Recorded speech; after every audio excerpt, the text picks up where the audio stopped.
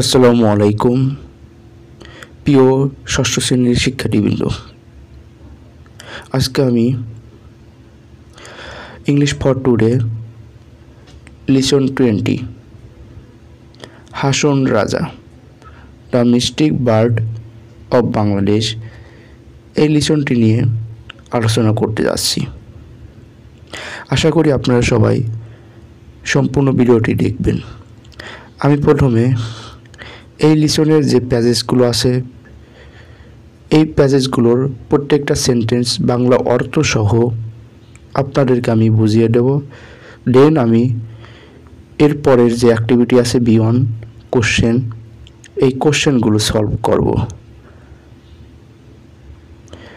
আপনারা চাইলে এই কোশ্চেনগুলো আপনাদের নোটবুকে উঠিয়ে নিতে পারেন। তো আমরা প্রথমে এই লিসন 20-র যে অ্যাক্টিভিটি এ প্যাসেজটি দেওয়া আছে এই প্যাসেজটি আমরা line by line Bangla meaning সহ ভালোভাবে বোঝার চেষ্টা করব। Look at the picture below. Below বলতে নিচে বোঝানো হয় যে নিচের ছবির দিকে তাকাও।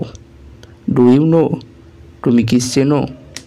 হু দে আর, তারা কে, অথবা এনিথিং অ্যাবাউট দেম, তাদের সম্পর্কে কোনো কিছু জানো বা তারা কে। তো এখন আমরা এখানে যে তিনটি পার্সনকে দেখতে পারছি সেই তিনজন ব্যক্তির সম্পর্কে একটি সংক্ষিপ্ত একটি প্যাসেজ দেওয়া আছে। প্যাসেজটি আমরা পড়ব। তো এই প্যাসেজটি পড়লে পর আমরা বুঝতে পারবো যে তিনজন ব্যক্তি কি। A bird is one who writes poems and song. একজন কবি, এই বার্ড বলতে কবি বোঝানো হয়, আবার বার্ড বলতে পাখি বোঝানো হয়। BARD বার্ড, এই বার্ড বলতে কবিকে বোঝানো হয়। তো একজন কবি হলেন যিনি কবিতা লেখেন, গান লেখেন। A mystic is one who seeks truth and strives to become united with God through prayer and meditation. একজন রহস্যবাদী, মিস্টিক মানে রহস্যবাদী বোঝানো হয়। তো একজন রহস্যবাদী যিনি হলেন সত্যকে অনুসন্ধান করে এবং মেডিটেশন মানে হলো ধ্যান করাকে বোঝানো হয় মেডিটেশন। ধ্যান এবং প্রার্থনার মধ্য দিয়ে ঈশ্বরের সাথে একত্র হওয়ার চেষ্টা করে। The picture above are of three renowned mystic birds of Bangladesh. এখানে যে অ্যাবোভ, ABOV অ্যাবোভ, এই অ্যাবোভ বলতে উপরে বোঝানো হয়েছে।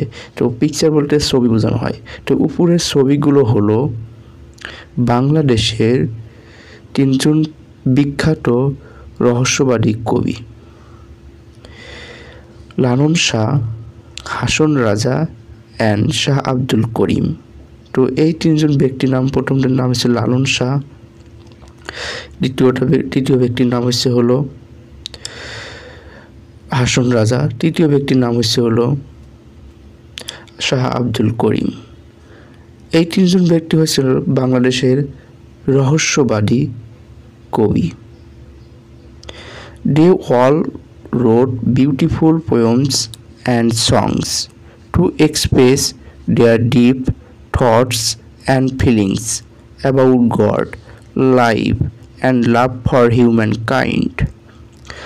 They all বলতে বোঝানো হচ্ছে তারা সবাই, আর এই যে রাইট থেকে রোট মানে লিখেছিল, রাইট মানে লেখা আর রোট মানে লিখেছিল, তারা সবাই সুন্দর কবিতা এবং গান লিখেছিল।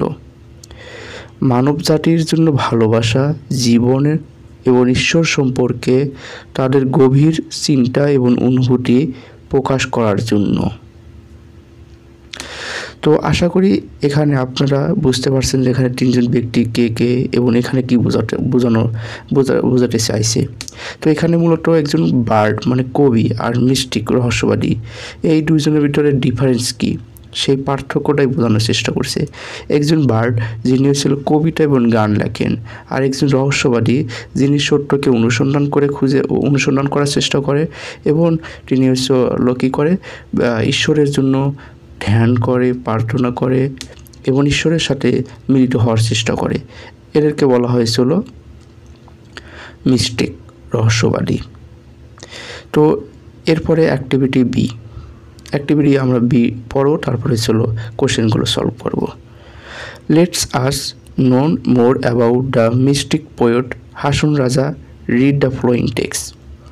চলো আমরা রহস্যবাদী কবি সম্পর্কে আরও জানি। এদের মোর অ্যাবাউট মানে আরও জানি। তো হাসন রাজা সম্পর্কে আরও জানি। রিড দ্য ফ্লোয়িং টেক্সট, নিচের টেক্সটটি পড়ি। তো নিচের টেক্সটটি হাসন রাজা সম্পর্কে একটি টেক্সট দেওয়া আছে। তো এই টেক্সটটি পড়লে পরে আমরা হাসন রাজা সম্পর্কে জানতে পারবো। Hason Raja was born in 1854 into a wealthy landlord family in Sylhet. Hason Raja সিলেটের ধনী জমিদার পরিবারে 1854 সালে জন্মগ্রহণ করেছিলেন। He did not receive much formal education as a child. শৈশবে তিনি খুব একটা বেশি আনুষ্ঠানিক শিক্ষা গ্রহণ করতে পারেননি বা খুব একটা সে আনুষ্ঠানিক শিক্ষা গ্রহণ করেননি। অ্যাজ এ চাইল্ড বলতে বোঝানো হয়েছে শৈশবে। ইন হিজ ইয়র্থ, তার যুবক বয়সে, he lived a life of luxury, সে বিলাসী জীবনে যাপন করেছেন। হি হ্যাড এভরিথিং, তার সব কিছু রয়েছে। মানি মানে অর্থ রয়েছিল, কমফর্ট মানে আরামদায়ক রয়েছিল, প্লেজার মানে আনন্দ রয়েছিল। তো এই সব কিছুই তার রয়েছিল। হাউএভার, তবে at one point in his life, তার জীবনের এককালে, হি বিগিনস টু ফিল, সে অনুভব করতে শুরু করলো, that this material position were meaningless, এ সকল বস্তুগত যে পজিশনগুলো আছে এগুলো হয়েছিল অর্থহীন। He was away all his properties, সে তার সকল সম্পত্তি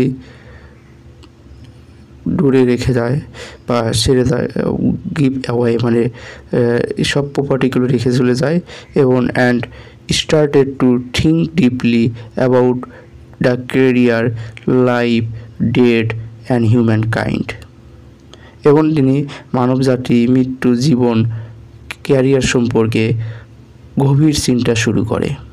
হি wrote about 8,000 songs which reflected his thoughts, তিনি 1000 গান লিখেছিলেন যা তার চিন্তাকে প্রতিফলিত করেছিল, রিফ্লেক্টেড করেছিল মানে প্রতিফলন করেছিল। ইন 1906 সালে he published a book called Hason Udas, Hason Udas নামের একটি বই প্রকাশ করেন তিনি। The book had 206 songs in it, এটির মধ্যে 206টি গান রয়েছে। ইন হিজ সং, তার গানের মধ্যে, he called himself crazy Hason Raja, ওটা পাগল হাসন রাজা, মানে সেটার গানের মধ্যে সে নিজেকে পাগল হাসন রাজা বলেছেন। Another volume called Hason Raja, সামাঙ্গা অথবা complete work of Hason Raja, মানে আরও একটি ভলিউম হাসন রাজা বলেছিলেন, সেটি হচ্ছিল সামাঙ্গ বা হাসন রাজার পরিপূর্ণ একটি সাহিত্যকর্ম। ওয়াজ অলসো পাবলিশ, প্রকাশিত হয়েছিল, which contained 500 poems and songs, যেখানে 500 কবিতা এবং গান অন্তর্ভুক্ত করেছিলেন। হাসন রাজার song had always been popular in Sylhet, Hason রাজার গান সিলেটে সবচেয়ে জনপ্রিয় ছিল। বাট ভেরি সুন খুবই দ্রুতই they spread all over Bangladesh and beyond, মানে খুব দ্রুতই সে পুরো বাংলাদেশে ছড়িয়ে পড়ে এবং বাহিরেও। অ্যাজ ইউ গ্রো ওল্ডার, যখন তোমরা বড় হয়ে উঠবে, try to learn more about this green mystic poet through reading and listening to his songs. এই মহান রহস্যবাদী কবির সম্পর্কে শেখার চেষ্টা করবে এবং তার গান শোনার এবং পড়ার মধ্য দিয়ে। তো এই ছিল হাসন রাজার সম্পর্কে প্যাজেজটি। আশা করি প্যাজেজটি আপনারা বুঝতে পারছেন। তো এরপর যে অ্যাক্টিভিটি আছে B1, সেই B1 নিয়ে আলোচনা করব।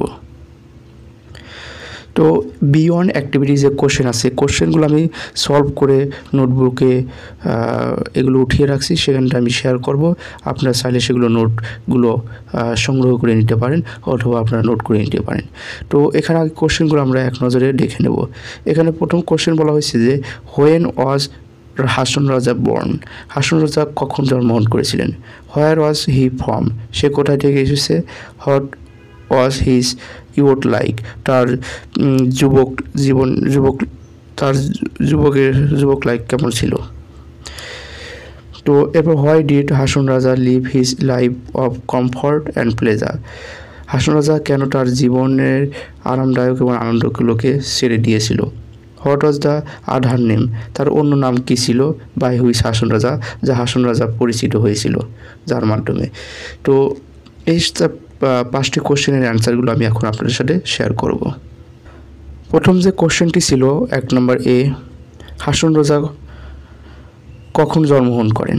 হাসন রাজা ওয়াজ বোর্ন ইন 1854, হাসন রাজা 1864 সালে জন্মগ্রহণ করেন। এবার হোয়ার ওয়াজ হি ফ্রম, সে কোথায় থেকে এসেছিল। হি ওয়াজ ফ্রম সিলেট, সে সিলেট থেকে এসেছিল। What was his youth like, তার যুবক জীবন কেমন ছিল।